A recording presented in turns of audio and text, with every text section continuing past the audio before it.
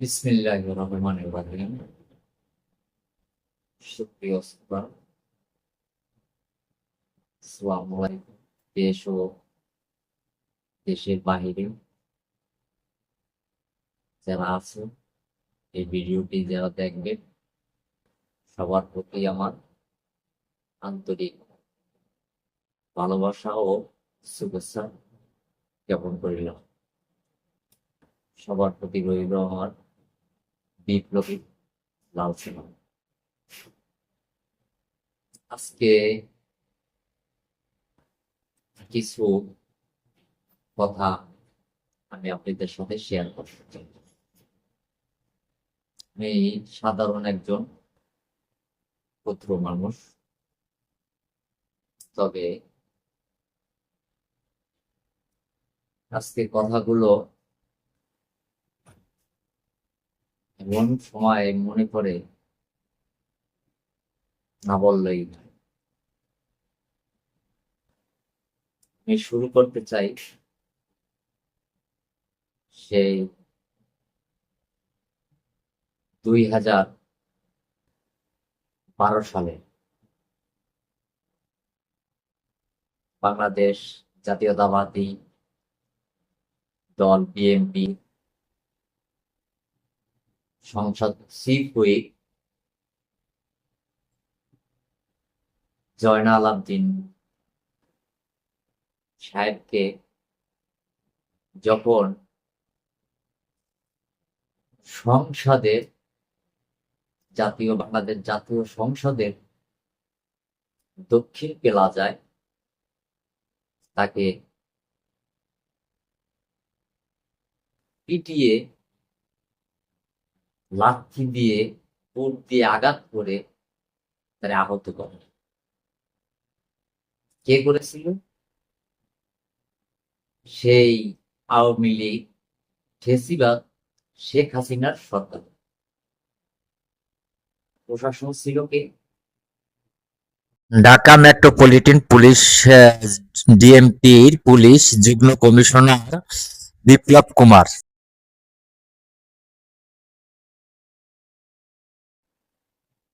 কেন ওই পিসের কথাগুলো বললাম? আমার ভিডিওটি আপনারা ধৈর্য ধরে মনোযোগ দিয়ে শুনবেন। দীর্ঘ 16 বছর অত্যাচার, জোর জুলুম মানুষ যখন সহ্য করতে করতে গুম খুন তিক্ত হয়ে ছাত্র জনতা যখন 2024-এর জুলাই আন্দোলনে নেমে আসলো, তখন এই ফেসিবাদ হাসিনা কোঠা আন্দোলন নিয়ে যখন ছাত্ররা আন্দোলন শুরু করলো, হাসিনা বলেছিল যে মুক্তিযোদ্ধারা পাবে না রাজাকারের নাতিপুতিরা। রাজাকার তো সে ফাঁসি দিয়ে শেষ করেই ফেলেছে, এখন তো আর রাজাকার নাই। কেন রাজাকারের কথা হলো? সেখানে ক্ষোভে ফেটে পড়ল সারা বাংলাদেশ। শুধু দেশ নয়, দেশের বাহিরে যারা প্রবাসী ভাই বোন আছে আমাদের, তারাও ফেটে পড়ল। শুরু হলো আন্দোলন। হাজার হাজার আমাদের সন্তানের, আমাদের ভাইয়ের রক্তের বিনিময়ে ফিরে পেলাম আমরা শৃঙ্খলা মুক্ত বাংলাদেশ, নতুন সূর্য, নতুন বাংলাদেশ।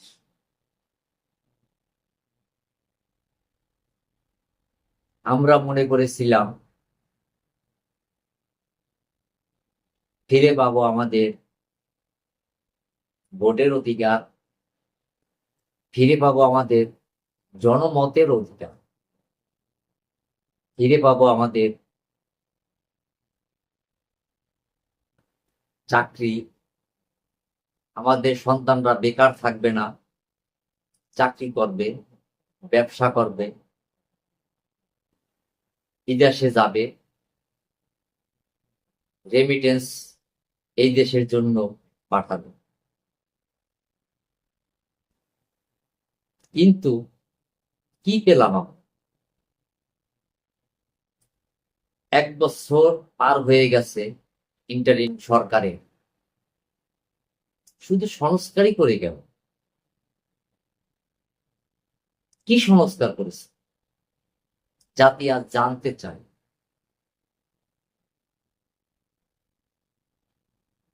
কি করেছে গরিব দুঃখী খেটে খাওয়া মানুষের জন্য?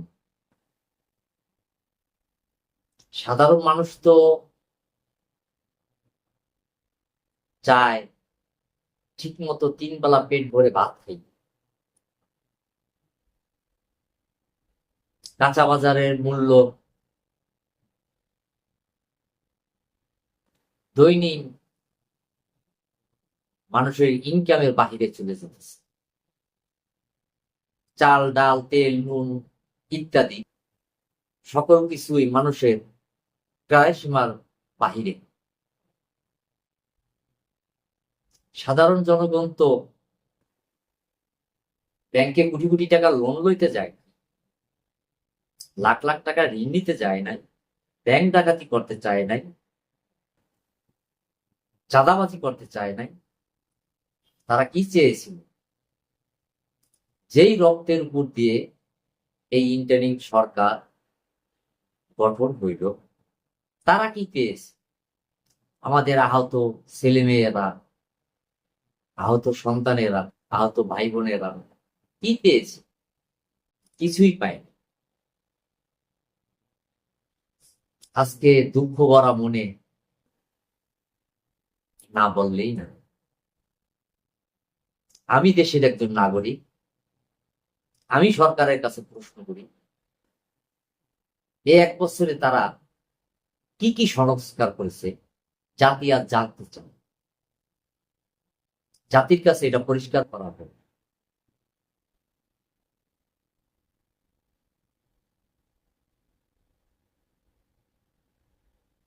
আমাদের আহত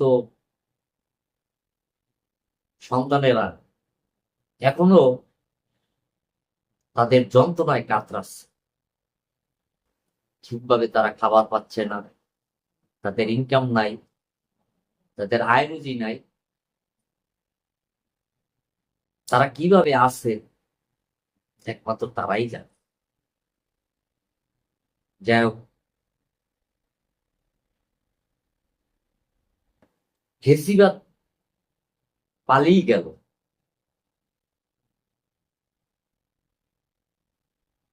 পালিয়ে যাওয়ার পরে সেনাপ্রধান বলেছিল 600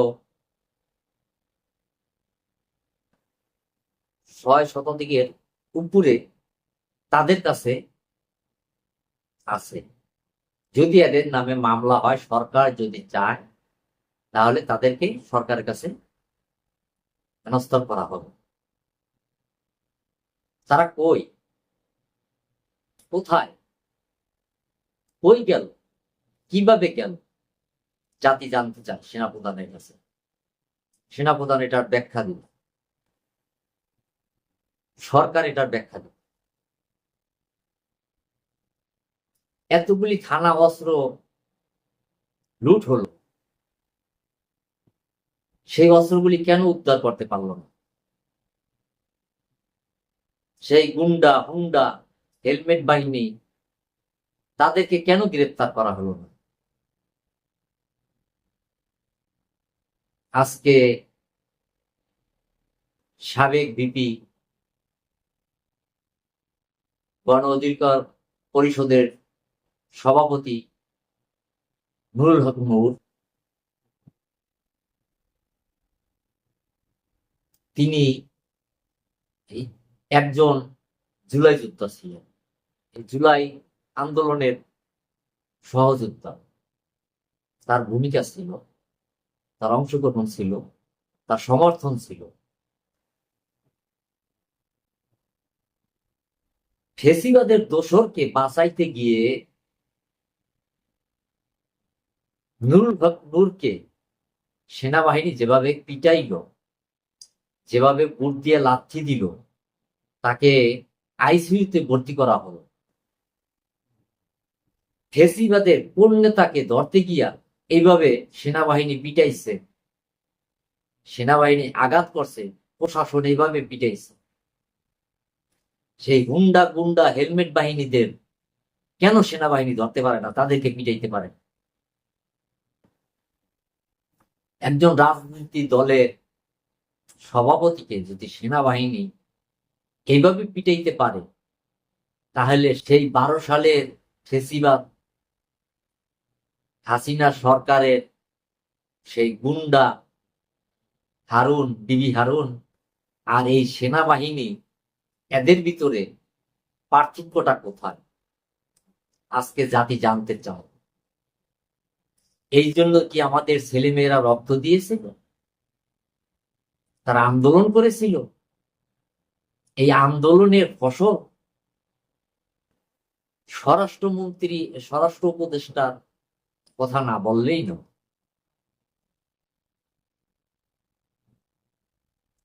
আমি বলতে চাই, অতি জরুরি তদন্ত করে যেসব সেনাবাহিনী নূরের উপরে আক্রমণ করেছে, তাদেরকে আইনের আওতায় নেওয়া হবে। আপনারা জানেন নুরুল হক নূর, সে আইসিইউতে আছে, সে আশঙ্কা মুক্ত নয়। কেন তারা পিটানো হয়? ফেসিবাদের দোষরকে বাঁচানোর জন্য? জাতীয় পার্টি তো দেশের সাথে বেইমানি করছে, গাদ্দারি করছে। যখন বিভিন্ন দল, বাম দল, ডান দল, বিরোধী দল, তারা এই সরকারের পাতানো নির্বাচনে রাত, দিনের ভোট রাতে নেওয়া নির্বাচনে অংশগ্রহণ করে নাই, কিন্তু তারা অংশগ্রহণ করেছে। তারা যদি এই জুলাইয়ের আন্দোলনের পক্ষেই থাকতো, যখন জুলাই আন্দোলন শুরু হয়েছিল, তখন তারা পদত্যাগ করলো না কেন? সংসদ থেকে তারা বাহির হয়ে আসলো না কেন? তারা হাসিনার সাথে, হাসিবুর সাথে, কাঁঠাল রানী, কাঁঠাল রানী হাসিবুর সাথে একত্রতে হাতে হাত মিলিয়ে তালি বাজাচ্ছে। আমি দেখতে পেলাম গতকাল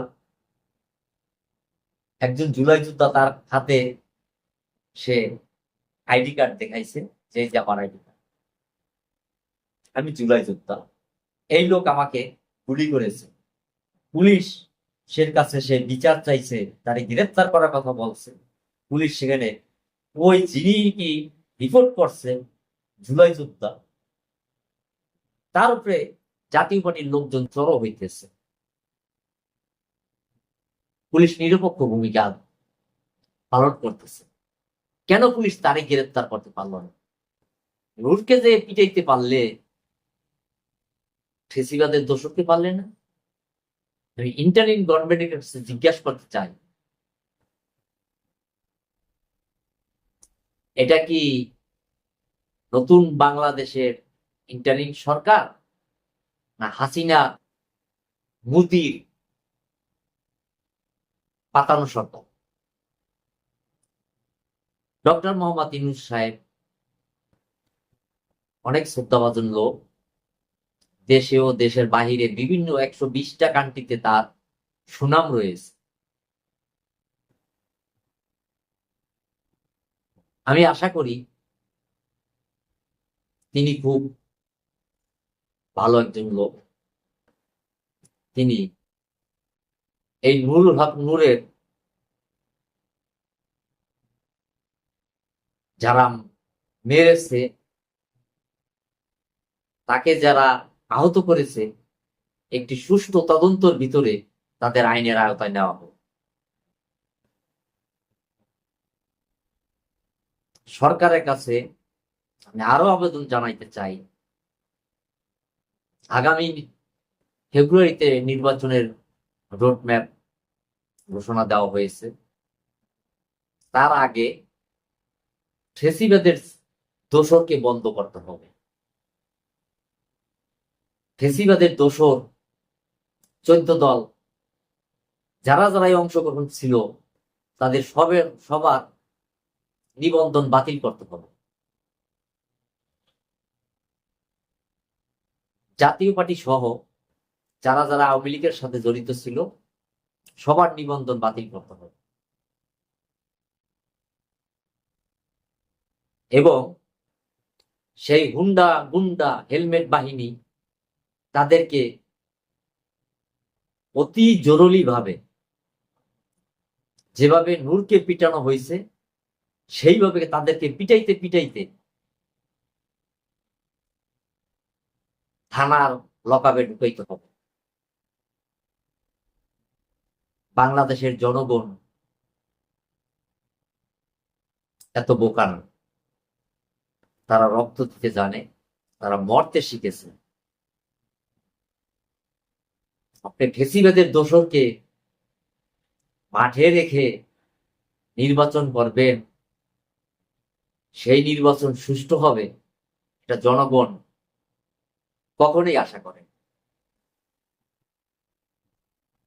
আমরা চাই একটা অবাধ, সুষ্ঠু, নিরপেক্ষ নির্বাচন, শান্তিপূর্ণভাবে দেশের আহামরি জনগণ সবাই যেন একসঙ্গে কাঁধে কাঁধ মিলিয়ে গিয়ে হাসি মুখে ভোট দিতে পারে।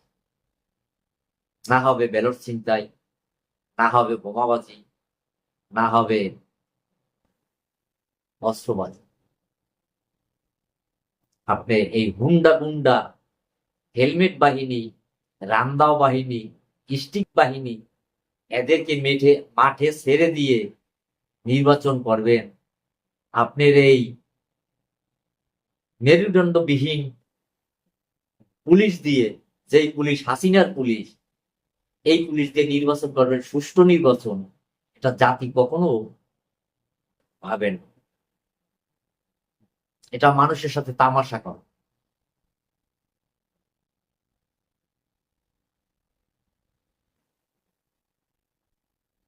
পুলিশের উপরে তো মানুষের আস্থা নেই, ছিল সেনাবাহিনীর উপরে। তাও বিপির উপরে, নুরুল হক নুরের উপরে যে আক্রমণ করেছে, যে ন্যাক্কারজনক ঘটনা ঘটিয়েছে, তাতে জাতি তাদেরকে ধিক্কার জানায়। আজকে কথাগুলো অনেক কষ্ট বুকে জমা ছিল, তাই আপনাদের সাথে আমি শেয়ার করব। আপনারা দেখেন 2007 অনিলিবেলের সময় বিএনপি ছাত্র দলের একজন নেতাকে চোখ বেঁধে র্যাব সেনাবাহিনী চোখ বেঁধে তারে উঠিয়ে নিয়ে যায়। সে কে জানেন? আনিসুর রহমান তালুকদার খোকন।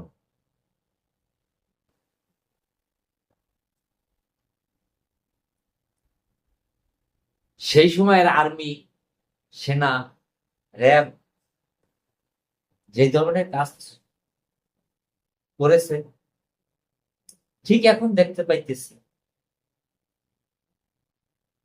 এই নতুন বাংলাদেশের জুলাই যোদ্ধাদের, বাংলাদেশে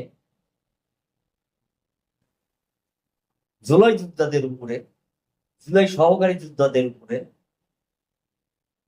সমর্থনকারীদের উপরে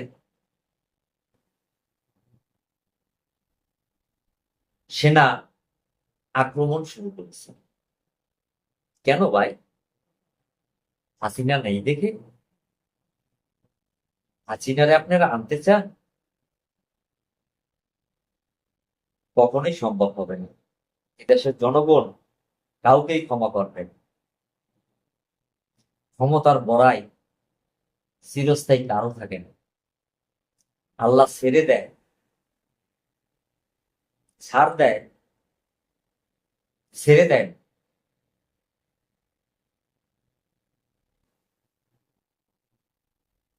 আপনাদেরও এই কুকুরটির জবাব একদিন দিতে হবে জনগণ। নূর যদি আপনার ভাই হতো, আপনাদের সন্তান হতো, এভাবে পিটাতে পারতেন? কি অপরাধ করেছিলেন নূর? ফ্যাসিবাদের দোসরদের বিরুদ্ধে আন্দোলন করেছে, এই তো। তার অফিসের সামনের দিকে তারে পিটিয়ে আহত করে, এটা কি কোনো সভ্য দেশে, সভ্য দেশ বলা যায়? তীব্র নিন্দা জানাই আমি একজন সচেতন নাগরিক হিসাবে। এটা কখনো আমি মেনে নিতে পারি না।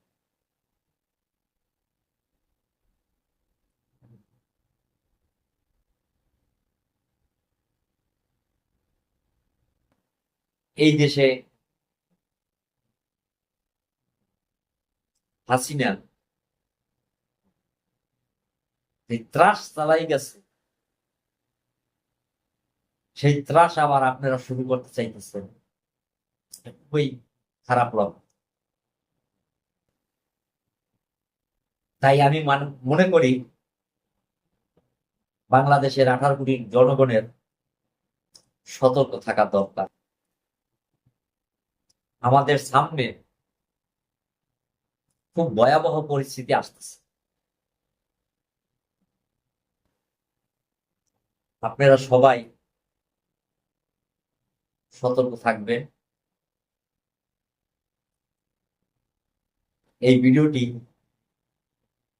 আপনাদের একটু সময় নষ্ট করে হলেও ভিডিওটি মনোযোগ দিয়ে শুনবেন এবং অন্যকে শোনার জন্য সহযোগিতা করেন। দেশ ও দেশের বাহিরে প্রবাসে সকল ভাই বোনদের আমি দৃষ্টি কামনা করছি। এই সরকার 1 বছরে কোন একটা রাষ্ট্রের সাথে ভালো একটা সুসম্পর্ক করে বাংলাদেশের বেকার যে আমাদের ছেলে মেয়েরা আছে তাদেরকে ভালো কোনো একটা কান্ট্রিতে পাঠানোর জন্য কাজ করতে পারেনি। আপনারা যারা আছেন পায়ের গাম মাথায় ফেলে রেমিটেন্স, আপনাদের বলা হয় রেমিটেন্স যোদ্ধা, আপনারা এই দেশের অর্থনীতিকে চাঙ্গা করেন। যদি আপনাদের ভাইয়ের উপরে, আপনাদের সন্তানের উপরে, আপনাদের আত্মীয়ের উপরে এভাবে সেনারা আক্রমণ করে, প্রশাসনটা আক্রমণ করে, তাহলে আপনারা কি এই দেশে রেমিটেন্স পাঠাবে? আপনাদের কাছে প্রশ্ন রেখে গেলাম।